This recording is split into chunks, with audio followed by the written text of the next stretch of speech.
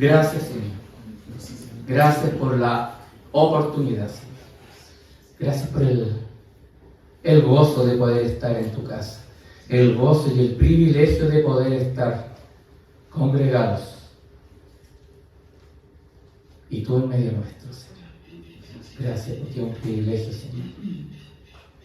Es una honra, Señor. Como decía la alabanza, todo honor y toda honra es para ti. Todo honor y toda honra. Gracias, Espíritu Santo, por estar en esta congregación. Señor, te entrego este mensaje, Señor. Que seas tú hablando, Espíritu Santo. Seas tú tocando los corazones. Seas tú dando entendimiento a la congregación. Y sea cumpliéndose el propósito a través de esta palabra para cada uno de mis hermanos y hermanas, Señor. Tu propósito, Señor. De crecimiento, de madurez, de conocimiento en ti. Gracias, Señor. Amén. Hoy vamos a hablar de un tema muy importante. Semana atrás hablamos de la deidad del Espíritu Santo, ¿recuerdan? Hoy vamos a hablar de la deidad de Jesucristo. Porque a lo largo de la historia se han visto varios intentos de poner en duda la deidad de Jesucristo. Algunos dicen que Jesús fue un ser creado, que no es Dios. Y bueno, todos estos intentos de ponerle la duda, porque algunos dicen que fue un hombre bueno solamente, con buenas intenciones, todo esto viene de las tinieblas, que quiere sembrar engaño en la población, para que no conozcan a Jesucristo. Bueno, ya que al mismo Satanás le conviene que se expanda esta mentira en la población. Pero vamos a ver algunas evidencias, porque hay muchas, pero algunas nomás, que dejan muy claro que Jesucristo es Dios. Bueno, primeramente Jesucristo es tal vez la persona que más ha dado que hablar en toda la historia de la humanidad. No hay otro personaje, no hay otra persona que haya vivido, que haya impactado tanto a la humanidad como Jesucristo. Y se habla de un antes de Cristo, después de Cristo. Es Él el punto de referencia. No se habla antes de Mahoma, después de Mahoma, no. O nada. Jesucristo. Y como les decía, algunos han afirmado que fue un mero pacificador, que fue incluso un rebelde. Incluso algunos lo tachan de que él vino como revolucionario, un simple mortal. Pero vamos a ver qué dicen las Escrituras acerca de Jesucristo. Y vamos a ver las evidencias que hay a favor de su deidad. Bueno, en el Nuevo Testamento, en numerosas ocasiones Jesús habló de sí, usando títulos que en el Antiguo Testamento se usaban exclusivamente e indiscutiblemente para Jehová de los ejércitos. Cuando Jesús usaba estos títulos, había una directa referencia al Antiguo Testamento. Y en muchas ocasiones los judíos que conocían muy bien la Escritura reaccionaban con violencia. Incluso quisieron apedrearlo en algunas oportunidades. Ellos entendían las Escrituras y argumentaban que él estaba blasfemando. Y por ese cargo de blasfemia que fue condenado por el concilio, por el Sanedrín. Incluso cuando estuvo en el Sanedrín, que era el concilio donde se juntaban todos los sacerdotes, bueno, ya había un sumo sacerdote ahí en ese momento, él estaba frente al sumo sacerdote y aludió a una visión que tuvo el profeta Daniel años atrás en el Antiguo Testamento, que es, vamos a ver la primera escritura, Daniel 7, 13, 14. Dice el profeta Daniel: miraba yo en la visión de la noche, y he aquí con las nubes del cielo venía uno como un hijo de hombre, que vino hasta él anciano de días, y le hicieron acercarse delante de él, y le fue dado dominio, gloria y reino, para que todos los pueblos, naciones y lenguas le sirvieran. Su dominio es dominio eterno, que nunca pasará, y su reino uno que no será destruido. A esta escritura Jesús hizo mención cuando estaba frente al sumo sacerdote. Y vemos ese hecho en Marcos 14, dice: más allá él callaba cuando lo estaban interrogando, y nada respondía. El sumo sacerdote le volvió a preguntar y le dijo: ¿eres tú el Cristo, el Hijo del Bendito? Y Jesús le dijo: yo soy. Y veréis al Hijo del Hombre sentado a la diestra del poder de Dios y viniendo en las nubes. Ahí ellos, el sumo sacerdote y todos los que estaban en el Sanedrín, entendieron claramente que le estaba haciendo alusión a Daniel 7. Lo acusaron de blasfemia y lo condenaron a muerte en ese momento. Vamos a ver algunos títulos aplicados a Jehová de los ejércitos en el Antiguo Testamento y que Jesucristo los usa para sí. Por ejemplo, cuando el primero y el último. Vamos a ver en Isaías 44. Dice: así dice Jehová, Rey de Israel, y su Redentor, Jehová de los ejércitos: yo soy el primero y yo soy el postrero, y fuera de mí no hay Dios. Ahora vamos al Nuevo Testamento, al último libro, Apocalipsis 2:8. Y escribe al ángel de la iglesia en Esmirna, el primero y el postrero, el que estuvo muerto y vivió, dice esto. Obviamente, Jesucristo. Otro título que Jesucristo usó, el yo soy. Lo vemos en Éxodo 3:14. Y respondió Dios a Moisés: yo soy el que soy. Y dijo: así dirás a los hijos de Israel: yo soy, me envió a vosotros. Y en Juan 8, Jesús les dijo: de cierto os digo, antes que Abraham fuese, yo soy. Entonces vemos que él usa títulos que fueron usados en el Antiguo Testamento por Dios, exclusivamente por Dios. Luz es otro ejemplo. En el Salmo 27:1 dice: Jehová es mi luz y mi salvación, ¿de quién temeré? Jehová es la fortaleza de mi vida, ¿de quién he de atemorizarme? En el Evangelio de Juan vemos a Jesús. Otra vez Jesús les habló diciendo: yo soy la luz del mundo. El que me sigue no andará en tiniebla, sino que tendrá la luz de la vida. Entonces todo esto hacía irritar a los judíos legalistas, los irritaba.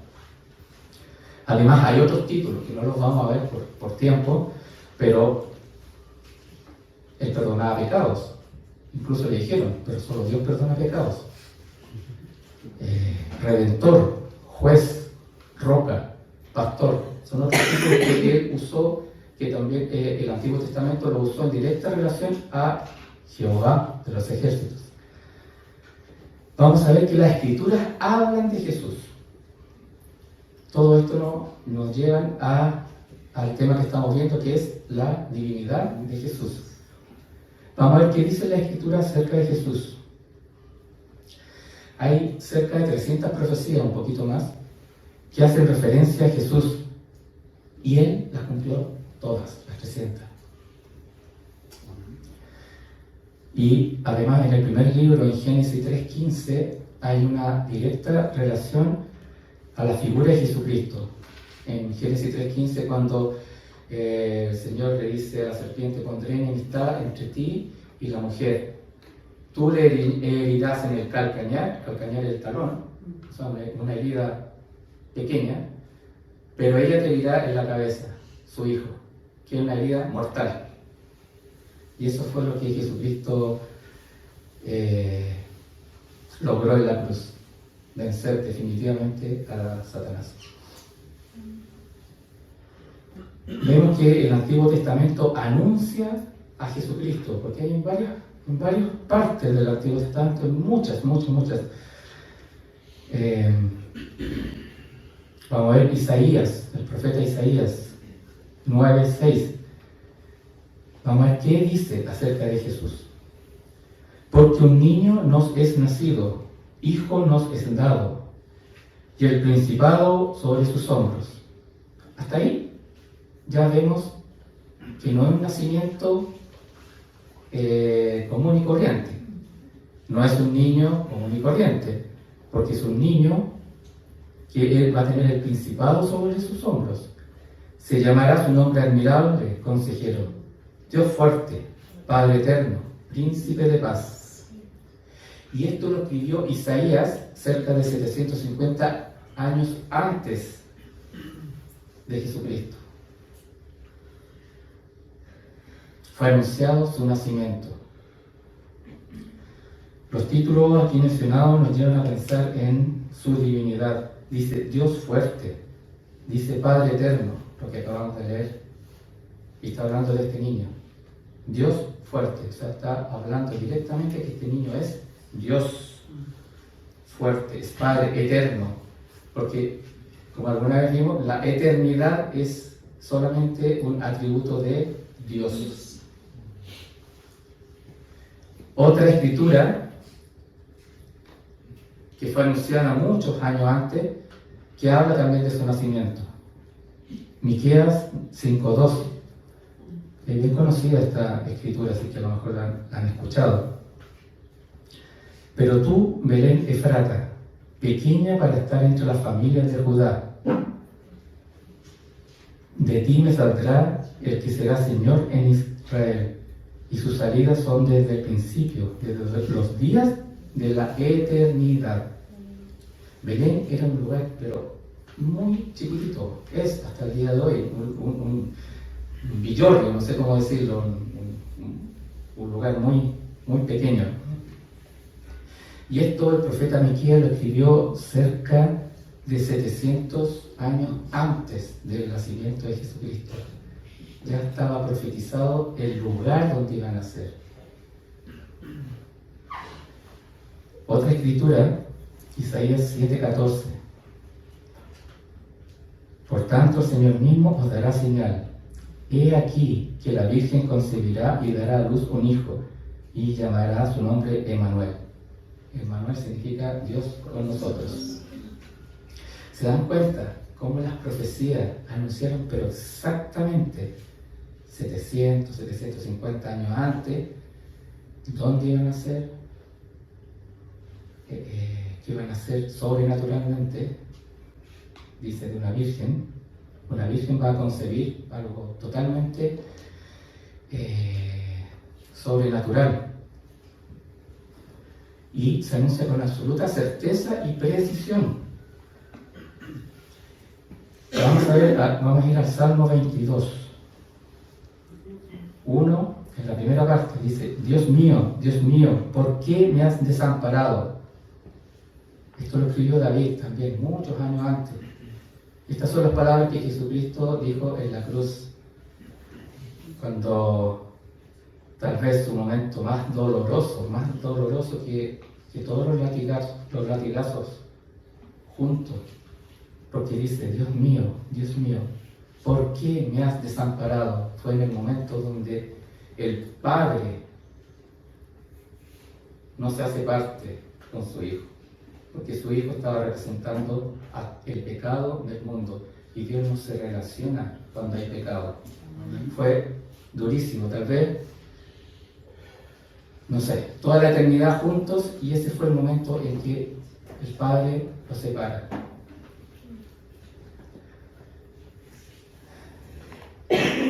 Recordemos que Dios no se relaciona cuando hay pecado. Por eso, cuando hay pecado, el arrepentimiento debe ser lo más rápido posible. Pequé, reconozco, me arrepiento. Señor, perdóname, porque desobedecí tu palabra. Perdóname, porque le hablé fuerte a un hermano, le dije algo, actué en lo que haya sido. Entonces, no lo dejen así como en el mundo a veces se dice, no, si el tiempo lo soluciona todo. No soluciona nada. Absolutamente nada. Si algo pasó que no está bien, solucionarlo inmediatamente, lo más rápido posible. No olvidarse, como guardarlo como debajo de la alfombra. No, porque el tiempo no va a sanar nada. El tiempo no sana nada. En el Salmo 22, del 7 al 8, dice: todos los que me ven me escarnecen, estiran la boca, menean la cabeza, diciendo: se encomendó a Jehová, libre de él, sálvele, puesto que en él se complacía. ¿Se dan cuenta? El salmista, que vivió varios años antes que Jesucristo, está relatando lo que Jesucristo vivió en la cruz. Cuando Jesucristo estaba colgado en la cruz, muchos de los soldados le decían, a otros libró, líbrate a ti mismo, le decían. Y esto lo escribió el salmista muchos años antes. En el mismo Salmo 22, en el versículo 16, dice: horadaron mis manos y mis pies. Ya estaba escrito que lo iban a clavar en sus manos, en sus pies. Ese mismo Salmo, un poquito más adelante, en el 18, dice: repartieron entre sí mis vestidos y sobre mi ropa echaron suerte. Los soldados romanos que lo estaban crucificando, ellos no tenían ningún conocimiento de la Escritura, ninguno, para decir, que la Escritura, vamos a cumplir la Escritura. No era tema para ellos. Y dice: repartieron entre sí mis vestidos y sobre mi ropa echaron suerte. Y fue exactamente lo que hicieron los soldados romanos cuando lo desnudaron y lo pusieron en la cruz. Entre paréntesis, la crucifixión era el castigo más cruel y humillante que podía existir, porque a la persona la crucificaban totalmente desnuda, después de ustedes saben, de latigazos, golpes. Era una humillación, pero extrema. Y digamos que con Jesucristo no fue suave, como se dice, a él le cargaron la mano. Eso fue lo que... Y eso todo lo hizo por amor a nosotros. Y gracias a lo que él hizo en la cruz, a lo que él soportó, nosotros podemos estar hoy día aquí. ¿Se dan cuenta de la importancia de la cruz? Y este salmo que acabamos de ver, David lo escribió cerca de 1000 años antes. Pero con certeza, habló que le iban a traspasar las manos, los pies, que iban a echar suerte en sus vestidos. A veces echaban dados o alguna cosita, unas piedras, echaban suertes. En el Antiguo Testamento hay mucha referencia a Jesucristo, como veíamos hace una semana atrás, el Cordero de la Pascua, es tipo de Jesucristo, el Cordero. El sumo sacerdote también es tipo de Jesucristo. El tabernáculo de reunión, todo el tabernáculo y cada elemento del tabernáculo apunta a Jesucristo. Es increíble. Todos los elementos del tabernáculo. Adán es tipo, porque por Adán dice que entró el pecado Pero por el segundo Adán, Jesucristo, entró la salvación, la vida. Moisés, Salomón, Josué también son tipos, son figuras de Jesucristo, que en el Antiguo Testamento ya estaban apuntando a Jesucristo. Pero el hecho más contundente, más decidor y más evidente que cualquiera de todas estas profecías y todas las 300 y más es la resurrección. Eso es algo indiscutible y eso a lo lejos, digamos así, deja en evidencia la divinidad de Jesucristo. No hay ninguna otra persona, incluso el mismo Jesucristo dijo, anunció cómo Él iba a morir, anunció que al tercer día Él se iba a levantar. ¿Quién puede decir eso? ¿Qué persona puede decir yo voy a morir así, voy a morir tal día, al tercer día va a pasar esto? No. Para todos nosotros no existe una evidencia mayor que esa, que la resurrección de Jesucristo. Una evidencia demostrable, han hecho estudios, historiadores, arqueólogos, hubo muchos testigos también, no fue algo así entre unas cuantas personas, hubieron muchos testigos de su resurrección. Y todo se cumplió al pie de la letra. Como le decía delante, Jesús cumplió cerca de 300 profecías. Incluso hay un estudio que se hizo que, bueno, por tiempo no lo voy a explicar. Hace años atrás, en la Asociación como de Estadística Americana, algo así se llama, una persona no cristiana hizo un estudio estadístico. Peter Stone hizo un estudio estadístico, no con 300 profecías, sino con 70. Bastante menos. Y la probabilidad que una persona haya cumplido 70 de las profecías es 10 elevado a 127. Para los que saben un poco de matemática, eso es un 1 con 127 ceros. Y hasta 6 ceros puedo decir, ya, esto es 1 millón. 1000 millones, pero después ya no sé ni cómo se lee. No sé. Imagínense. Y eso, ese estudio lo hizo con 70. Y Jesucristo cumplió más de 300.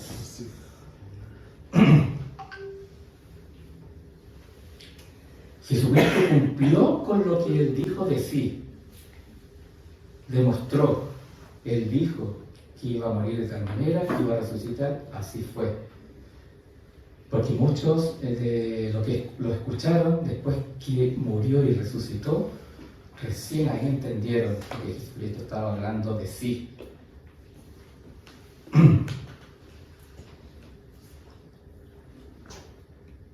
Bueno, Él con su resurrección demostró con creces que Él es Dios. Amados, la resurrección de Jesucristo, este hecho único en la historia, es el fundamento de nuestra fe. Es ahí la importancia, es el fundamento. Porque como Pablo dice en una de sus cartas, si no hay resurrección, va en nuestra fe. O sea, si no hay resurrección, se desmorona el cristianismo. Esa es la importancia, que Jesús murió y resucitó. Él demostró ser Dios. Vamos a ver, vimos algunas evidencias bíblicas, pero ahora vamos a ver otras extra bíblicas que están en la Biblia, que son de personas, como este ejemplo que vi yo de la persona que hizo la estadística, personas no cristianas. Vamos a ver un hecho bíblico primero, en Hechos 1:3, después de la resurrección esto. A quienes también, después de haber padecido, se presentó vivo con muchas pruebas indubitables, o sea, indiscutibles, apareciéndoseles durante 40 días y hablándoles acerca del reino de Dios. El registro de Lucas, porque Lucas fue quien escribió el libro de Hechos, él era médico de profesión, es muy importante porque hasta los historiadores, digamos, no cristianos, seculares, apuntan y afirman que Lucas era un historiador de gran confiabilidad. Vamos a ver un registro que es de de un arqueólogo, que se llama William Ramsay. Dice textual: Lucas es un historiador de primera clase. No solamente son sus afirmaciones confiables, él poseía el verdadero sentido histórico. En resumen, este autor debe ser colocado entre los grandes historiadores. William Ramsay hizo el estudio de los hechos y del libro de hechos, de todo lo que está ahí, y ahí se dio cuenta lo exacto y lo preciso que es el Evangelio de Lucas y el libro de Hechos.